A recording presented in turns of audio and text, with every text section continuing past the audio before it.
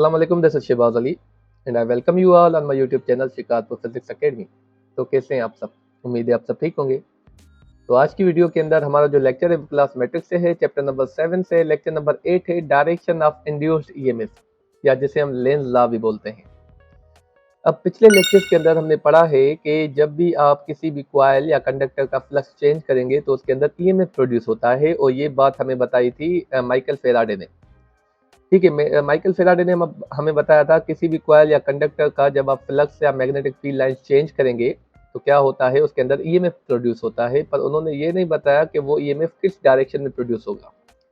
तो वो direction EMF जो प्रोड्यूस होगा उसकी डायरेक्शन क्या होगी, वो हमें बताया लेंज ने। लेंज एक साइंसदान का नाम है, इसी वजह से उनका नाम ही लेंज लॉ रख दिया गया था। ठीक है, तो इसके अंदर कहा जाता है the direction of an induced current in a circuit is always such that it opposes the cause that produces it. तो जो डायरेक्शन होगी इंड्यूस्ड करंट की, मतलब जो ईएमएफ प्रोड्यूस होता है वो करंट को इंड्यूस करता है, उसकी जो डायरेक्शन होगी करंट की सर्किट के अंदर वो ऐसे होगी कि वो हमेशा उस कॉज को अपोज करेगी जो कि खुद उसको प्रोड्यूस करता है। अब ये सुनने में बहुत ही अजीब लगता है कि जो उसे प्रोड्यूस करता है वो उसी को ही अपोज करती है। तो इस कॉन्सेप्ट को एक एक्टिविटी के थ्रू समझते हैं। तो यहाँ पे हम एक सोलेनॉइड लेते हैं। ठीक है, एक सोलेनॉइड लेते हैं। सोलेनॉइड क्या होता है? एक कॉइल ही होता है सीधा। ठीक है, अब यहाँ पे हम एक गैल्वानोमीटर कनेक्ट करते हैं। ठीक है, और यहाँ पे हम एक मैग्नेट ले लेते हैं। मैग्नेट के आपको पता है दो पोल्स होते हैं, नॉर्थ पोल और साउथ पोल। अब यहाँ पे देखें, मैग्नेट है, यहाँ पे कॉइल है। जब इसका फ्लक्स चेंज होगा तो इसके अंदर ईएमएफ प्रोड्यूस होगा जो कि फर्दर इसके अंदर करंट प्रोड्यूस करेगा। अब जैसे ही इस मैग्नेट को इसके करीब लाएंगे, ये जो मैग्नेट है इसके करीब लाएंगे तो इसका फ्लक्स चेंज होगा। जब इसका फ्लक्स चेंज होगा तो इसमें ईएमएफ प्रोड्यूस होगा जो कि फर्दर इलेक्ट्रिक करंट प्रोड्यूस करेगा। अब जब यहाँ पे इंड्यूस्ड करंट प्रोड्यूस होगा तो उसकी वजह से मैग्नेटिक फील्ड भी जनरेट होगी, और उस मैग्नेटिक फील्ड के भी जो है पोल्स होंगे। तो यहाँ पे उस करंट की वजह से जो मैग्नेटिक फील्ड प्रोड्यूस होगी तो उस मैग्नेटिक फील्ड का यहाँ पे नॉर्थ पोल जो है वो एक जनरेट हो जाएगा, यहाँ पे साउथ पोल जनरेट हो जाएगा। अब आप देखें यहाँ पे जैसे ही आप इसके करीब लाएंगे तो यहाँ पे भी नॉर्थ पोल है, यहाँ पे भी नॉर्थ पोल है। ये नॉर्थ पोल को क्या करेंगे? रिपेल करेंगे। ठीक है, मतलब यहाँ पे आप देखें ये अपोज करेंगे। जैसे ही आप इसको करीब लाएंगे ये अपने काज को, अब इसमें ईएमएफ जो है प्रोड्यूस हो रहा है वो किसकी वजह से हो रहा है? इसकी वजह से। ये जो इसके अंदर जो है नॉर्थ पोल प्रोड्यूस हो रहा है ये इसी को मतलब ये अपोज करेगा इस मैग्नेटिक फील्ड को। ठीक है, इसको रिपेल करने की कोशिश करेगा। तो यहाँ पे आप देखें अब इसके अंदर जो ईएमएफ प्रोड्यूस होगा, मतलब करंट प्रोड्यूस होगा, उसकी डायरेक्शन आप कैसे फाइंड आउट कर सकते हैं? With the help of right hand grip rule आप मालूम कर सकते हैं। ये जो नॉर्थ पोल है ये डायरेक्शन ऑफ थंब आपको बताता है कि ये नॉर्थ पोल है ऐसे, और फिंगर्स आप देखें कर्ल हो रही हैं ऐसे।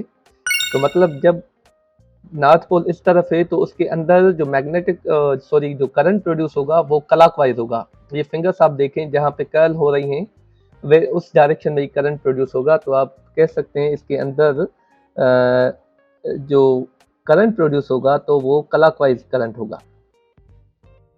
ठीक है,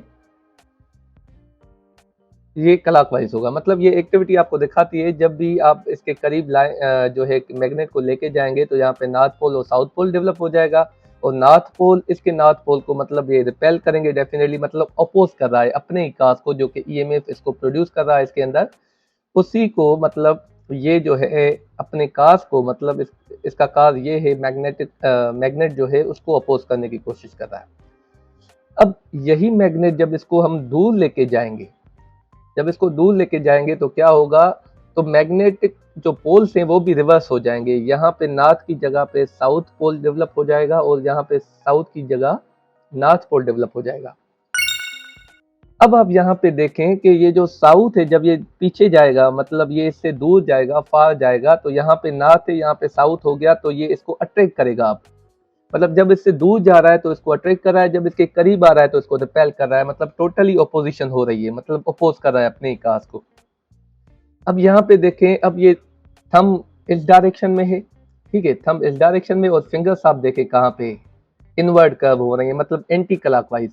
अब जो करंट जनरेट होगा जब इसको फार लेके आएंगे, दूर लेके जाएंगे, तो इसके अंदर जो करंट जनरेट होगा वो क्या होगा, वो एंटी क्लॉकवाइज होगा, जो कि हमें इस गैल्वानोमीटर में नजर आएगा कि क्लॉकवाइज भी जनरेट हो रहा है, एंटी क्लॉकवाइज भी। जब इसको करीब लेके आएंगे तो क्लॉकवाइज जनरेट होगा, जब इसको दूर लेके जाएंगे मैग्नेट को, तो इसके अंदर एंटी क्लॉकवाइज जो है वो करंट जनरेट होगा। ठीक है, उम्मीद है आपको समझ में आ गया होगा कि लेंज लॉ का मतलब क्या है, वो कैसे अपोजिशन होती है। चलें फर्दर इसको डिस्कस करते हैं। तो यहाँ पे देखें, अब यहाँ पे लिखा हुआ है mechanical energy is equal to electrical energy. इसका मतलब क्या हुआ, आपको पता है, आपने 9th क्लास में पढ़ा हुआ है law of conservation of energy, के energy can neither be created nor be destroyed but it can be converted from one form to another form. तो एनर्जी ना हम क्रिएट कर सकते हैं ना ख़त्म कर सकते हैं, पर उसको एक एनर्जी को एक फॉर्म से दूसरे फॉर्म में तब्दील कर सकते हैं।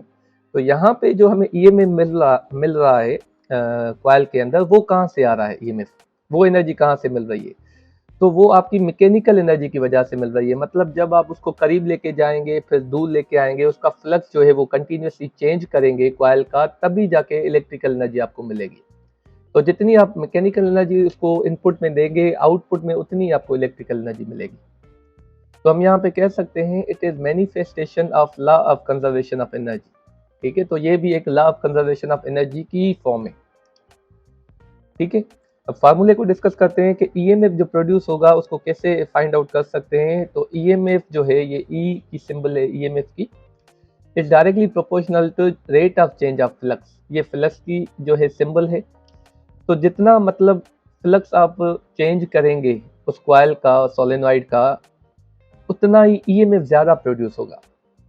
अब ये माइनस क्यों शो कर रहा है, यहाँ पे माइनस क्या है, माइनस सिंबल शो कर रही है कि जो आपकी डायरेक्शन होगी ईएमएफ की, वो उसके कास के ऑपोजिट ही होगी।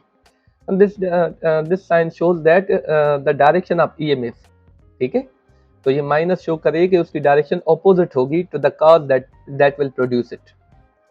ठीक है, अब प्रोपोर्शनलिटी खत्म होती है तो कांस्टेंट आता है। तो यहाँ पे कांस्टेंट है N, where N is the number of turns. वो जो कॉइल के ऊपर जो है हम नंबर ऑफ टर्न्स करते हैं, वाइंडिंग करते हैं, तो वो नंबर ऑफ टर्न्स कांस्टेंट होते हैं।